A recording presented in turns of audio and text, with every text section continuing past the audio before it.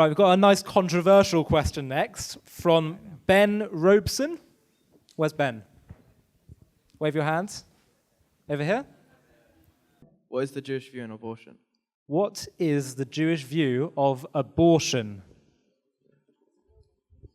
Okay, so we know abortion in the general world, it's actually very interesting. I was speaking to somebody this morning on this very topic.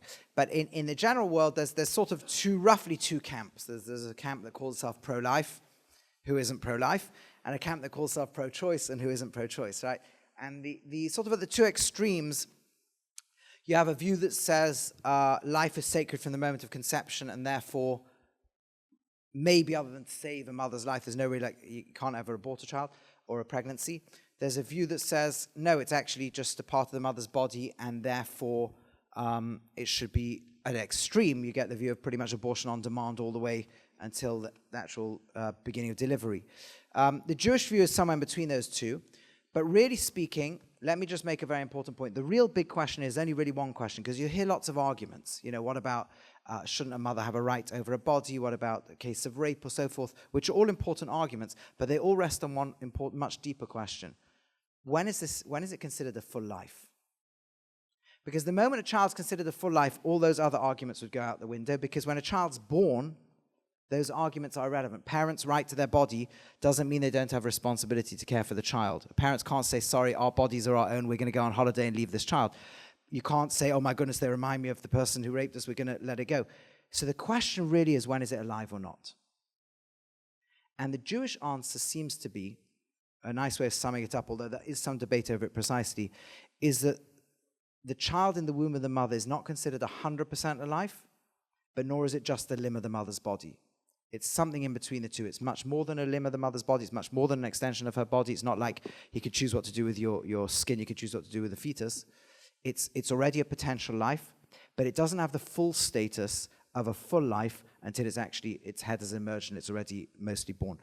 And that there are two major stages in the halachic discussion. One is up to the first 40 days, where some authorities are much more lenient if there's a good reason to end abortion. And after then, when generally authorities are stricter, but there's still some ground. The grounds work as follows. Abortion cannot be done on demand. It can't be done just because it's convenient to end the pregnancy. It can't be done just because economically it doesn't work out. The most clear ground is to save the mother's life. The next ground is to save the limb of the mother. The interesting area in halacha is, what about the psychological health of the mother? Where does that come in? And that's where issues will have to be seen sensitivity in case by case as to how much psychological damage, mother's traumatized by the thought of a birth because, obviously in case of rape, there's huge leniencies there. And again, that can usually be dealt with much earlier on. In cases where it's the trauma, the child's going to be unwell, or disabled, it might depend how disabled, how traumatic, how difficult they're going to be for the mother, and there'll be a different range of opinions. So, but broadly speaking, the halachic view takes neither camp, it disagrees with both. This is more than a limb in the mother. This is something that really is potential life and has to be treated as something very sacred. At the same time, it's not yet the full life until it's fully independent as the child born, and therefore there are grounds for abortion beyond what we might call the pro-life camp might go for as well. That's so what is the cutoff point? Is there a cutoff point at which you say, So there is a debate in halachic opinion, and it's more complex than a 2-3 minute answer. Roughly, according to some, there's three important points: conception, 40 days, and then afterwards. Those are, and the earlier it is in the pregnancy, the easier it is to look for leniencies. If it's straight life, it's even until the moment of actual delivery itself. If it's more complicated questions, there are actually different halachic approaches on it. It's not exactly black and white or universal. Right. So Judaism doesn't fit into one particular camp? Not of the two major political camps on this at all, no. Right. Would anyone like to do a follow-up response to what Rabbi Rowe had to say? Anyone have a particularly strong feelings on the matter of abortion? Yeah, does someone over here? Yep, over here. What if, kind of the doctors and the medics kind of suggest that abortion would be most necessary, however, the mother is, really, really reluctant to abort? What would be the situation there?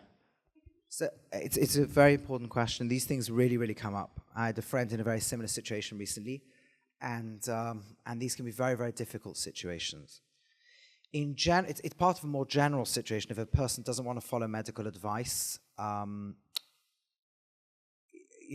situations slightly different to this. So, for example, situations where the doctor says they should give up treatment and the family want to carry on. In the case of birth, you need to. Usually these things go to much bigger rabbis than people like me. People have much, much broader and deep knowledge of the halachic issues, but it will need a lot of working with the medical teams to understand just why they're saying to give up. For example, often people will advise parents that this child's going to be very disabled. Parents are sometimes willing to say, you know what, I'm going to raise this disabled child and give them love. And there's many disabled children that can have really great lives because parents are willing to do that.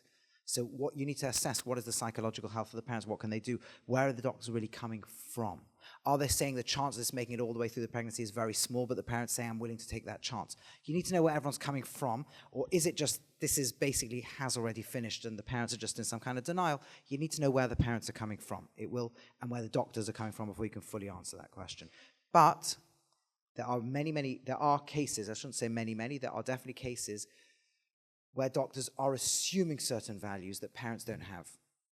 And one of the classical situations is that assuming you don't want to raise a child who's got this level of disability, or a child who's going to not make it through the first few years of life. And parents, especially often from religious homes, are willing to say, you know what, I'm willing to take that on, and I want to deliver this child, and I want to give them the best life they can have. And in those situations, then the medical advice is not saying you can't carry the baby. The medical advice is just simply saying you should be aware of the situation. The parents are aware. Then we'd fully support, halacha would fully support the parents going through that. To stay up to date with the latest JCV content, if you're on YouTube, click subscribe below the video and the alarm bell. And if you're on Facebook, click the like button, and under following, click see first.